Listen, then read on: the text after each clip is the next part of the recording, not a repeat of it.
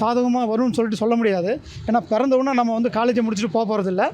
ஆனால் கண்டிப்பாக வந்து சட்டசபையில் உட்காரக்கூடிய வாய்ப்புகள் வந்து இருக்குது. நல்ல விஷயந்தான்.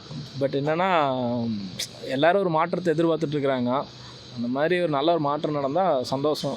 நடிகர் விஜய் அவர்கள் வந்து கட்சி ஆரம்பித்ததில் நல்ல விஷயந்தான்.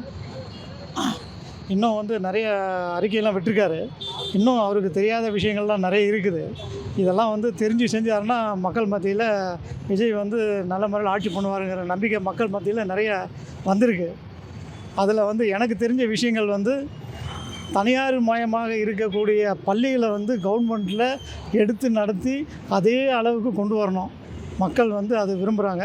மருத்துவம் அதே மாதிரி பொதுமக்களுக்கு வந்து ப்ரைவேட் ஹாஸ்பிட்டல் எப்படி பண்ணுறாங்க அதே மாதிரி ஒவ்வொரு தமிழ்நாடு ஃபுல்லாக மருத்துவத்தை வந்து கொண்டு வரணும். சட்டங்கள் வந்து ஒவ்வொரு வாடகையாகட்டும் இல்லை வேறு ஏதாவது ஷாப் ஆகட்டும், அந்த வாடகை அந்த சட்டத்திட்டங்கள் வந்து ஒவ்வொரு மனுஷனுக்கும் துல்லியமாக தெரியணும்.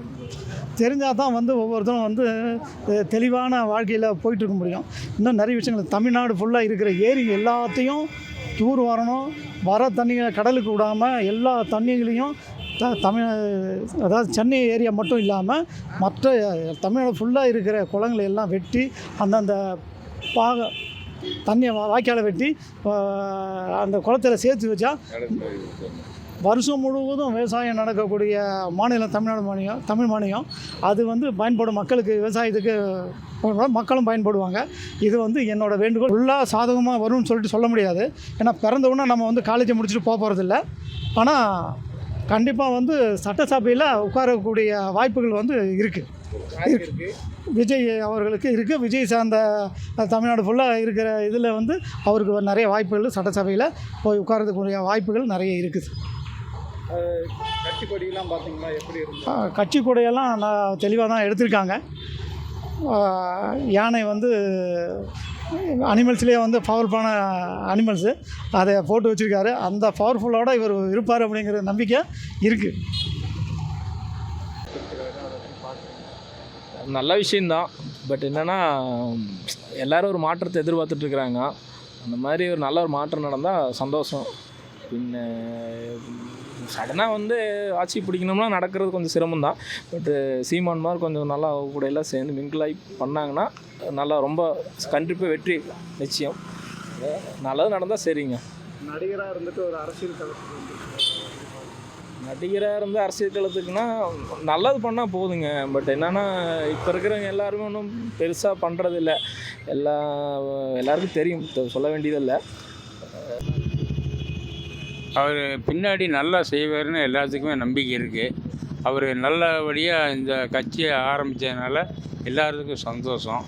ஆனால் வந்து எல்லாருக்கும் நன்மை செய்வார்னு எல்லோரும் நினச்சிட்டு இருக்கிறத அவருக்கு நாங்கள்லாம் அவருக்கு தான் சப்போர்ட் பண்ணுறோம். அதனால் அவர் கண்டிப்பாக ஜெயிப்பார்.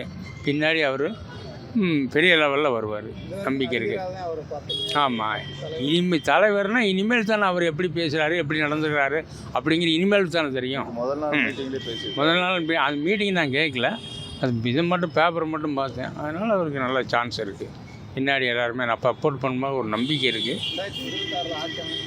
கண்டிப்பாக நிச்சயமாக ஒரு 75% அவருக்கு நல்ல வேல்யூ இருக்குது. விஜயகாந்த் லெவலில் டாப்பு வந்துடும்.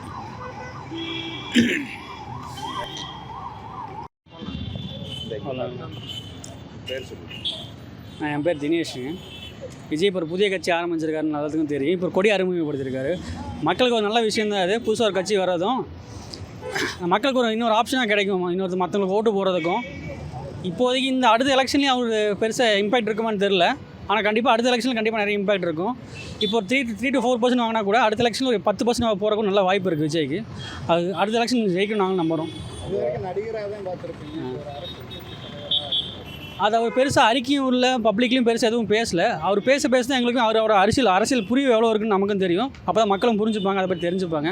அதுக்கப்புறம் அவங்க சப்போர்ட் பண்ணுறதா இல்லை மக்களை வேறு திசை நோக்கி போகிறாங்களா, அப்போ தான் நமக்கும் தெரியும். அது நன்றி.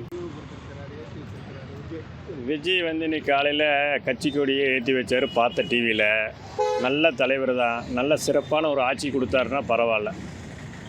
வாழ்க. 2026 அவருக்கு நல்லபடியாக அமையணும், அவ்வளோதான். இது வரைக்கும் வந்த 2 பேருமே சரியில்லாமல் இருக்குது. நல்லா தான் இருந்தாங்க, காலப்போக்கில் மாறி போச்சு. வருங்காலத்தில் நல்லா ஆட்சி அமையணும்.